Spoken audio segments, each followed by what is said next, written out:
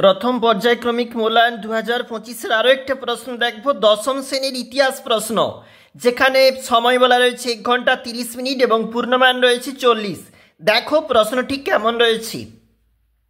সঠিক উত্তরটি নির্বাচন করে লেখো। প্রথম বাংলা রাজনৈতিক পত্রিকা হচ্ছে সোমপ্রকাশ। উডের নির্দেশনামা পেশ করা হয় 1854 খ্রিস্টাব্দে। কলকাতা মেডিকেল কলেজ স্থাপিত হয়েছিল উইলিয়াম বেন্টিংয়ের আমলে। হুল শব্দের অর্থ বিদ্রোহ। ভারতীয় চলচ্চিত্রের জনক দাদা সাহেব ফালকেকে বলা হয়।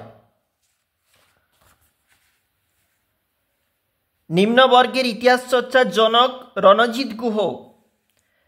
নব্যবঙ্গ প্রতিষ্ঠা করেছিল ডিরোজিও। ঔপনিবেশিক শাসনের বিরুদ্ধে প্রথম সংঘবদ্ধ বিদ্রোহ ছিল সন্ন্যাসী ফকির বিদ্রোহ। মুন্ডা বিদ্রোহের নেতা ছিল বিরসা মুন্ডা।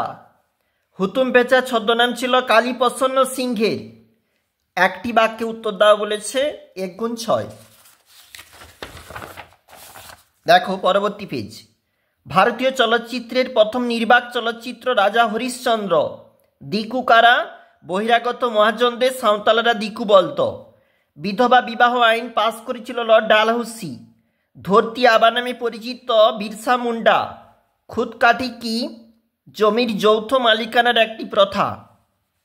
সোমপ্রকাশ পত্রিকার সম্পাদক কে ছিলেন? দ্বারকানাথ বিদ্যাভূষণ। ব্রাহ্ম সমাজ প্রতিষ্ঠা করেন রামমোহন।